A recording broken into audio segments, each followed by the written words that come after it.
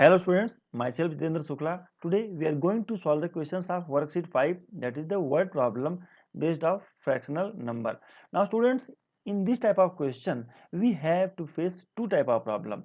Number one thing, we need to find out whether we should do the addition or subtraction or multiplication. The second problem, find out that is how to write the statement. So these two problem we have to face. Number one, it is addition और subtraction, और number two कि statement भी लिखना है आपको. तो how will we come out from all such problems? Now students, I will try to solve all the question of this worksheet. There are 6 question. I will try to solve all the question in a very simple way so that you can easily understand and will be able to solve these question in the exam. Let us start with the very first question, that is Anjali spent 1/5 hour of her pocket money on comics. Comics की book खरीदने में उन्होंने इतना पैसा खर्चा कर दिया, और 3/4 ऑन स्वीट्स, जो जितना पैसा था उनके पास उसका 3/4 स्वीट में खर्च कर दिया. तो कुल पैसा कितना खर्च किया. देखिए इस तरह क्वेश्चन में जब भी कभी how much of her money did she spend all together या टोटल ऐसे वर्ड कोई आते हो तो हमेशा एडिशन होता है. हाउ मच मनी लेफ्ट या will be more than that, ऐसे क्वेश्चन में हमेशा माइनस होगा. चलिए अब इसको सॉल्व करते हैं कि अगर प्लस होगा तो कैसे. अंजलि ने इतना पैसा पॉकेट मनी का, आपने इतना पैसा कॉमिक्स में खर्च किया. तो कॉमिक्स के लिए मैं लिख लेता हूँ यहाँ पर, यहाँ हम लोग यहाँ पर लिख लेते हैं पहले कि इसका सॉल्यूशन क्या होगा. तो चलिए लेट अस राइट.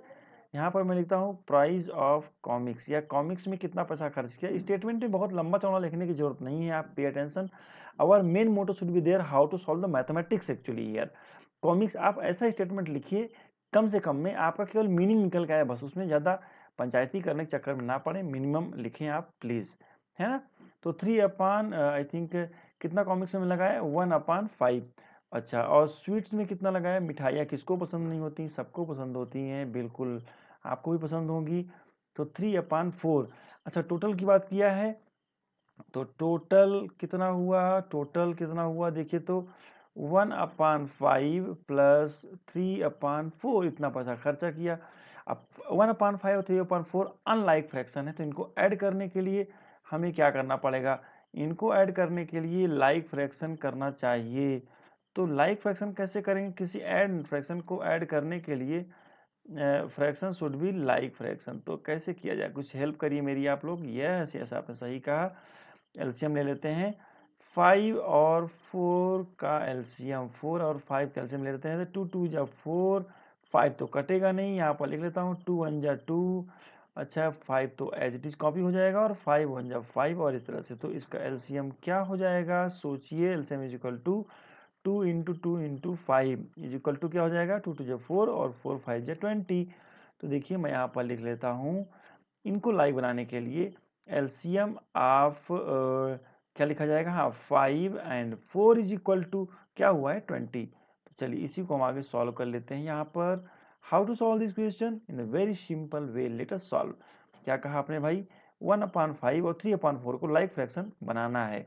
कैसे करेंगे, तो 1/5, देखिए यहाँ क्या करते हैं, 5 को कैसे बनाते हैं लाइक फ्रैक्शन. आपको शायद याद हो कि LCM should be divided by denominator, और जो क्वेश्चन है 4, उस क्वेश्चन का मल्टीप्लाई न्यूमिनेटर और डिनोमिनेटर में कर दें तो आंसर क्या हो जाएगा, 4 1 जा 4, और यहाँ क्या हो जाएगा 4 है, और 5 4 जा 20, 4/20 हो गया.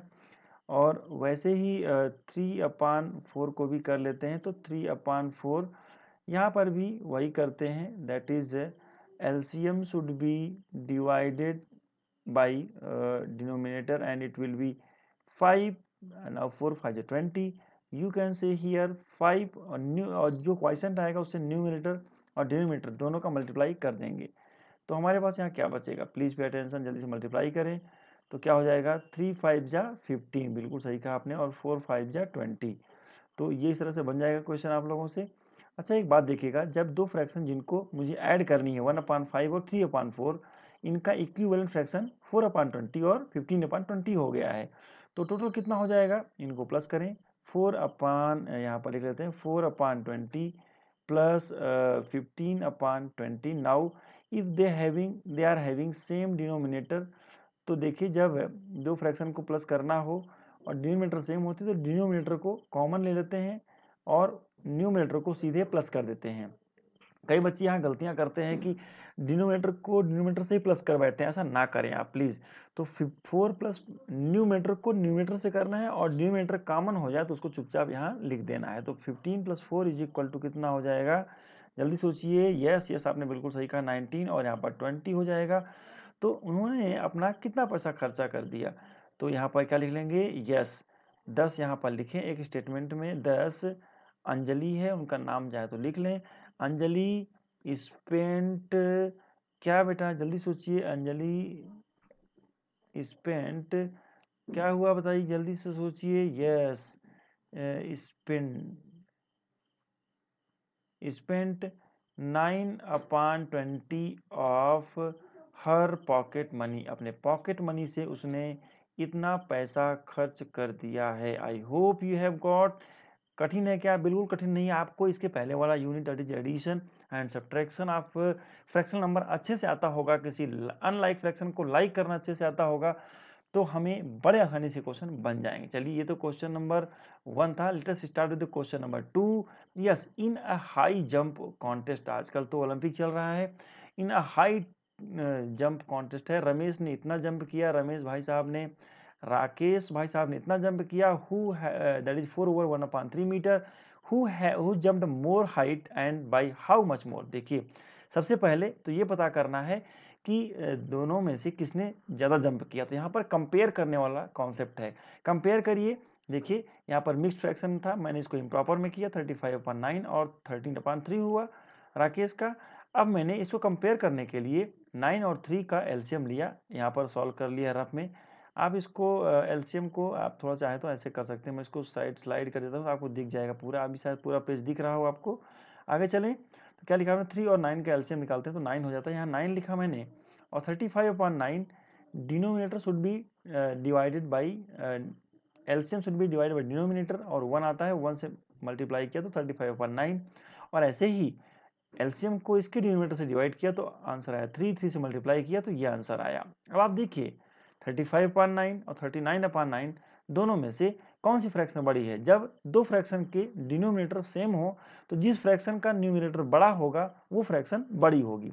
39/9 इज बिगर देन 35/9, तो ये फ्रैक्शन बड़ा है, मतलब 39 किसकी वैल्यू है भाई, 39/9 13/3 की वैल्यू है, मतलब राकेश भैया ने ज़्यादा अच्छे से जंप किया है, राकेश जंप्ड बेटर मोर। आप यहाँ पर चाहे तो लिख लें इसको कि 10 राकेश जंप्ड मोर। पहले क्वेश्चन का आंसर मुझे मिल गया है कि हु जंप्ड मोर हाइट, आप चाहे तो यहाँ पर लिख सकते हैं हु जंप्ड मोर हाइट, तो राकेश जंप्ड मोर हाइट, यहाँ से हमने देख लिया कंपेयर करके।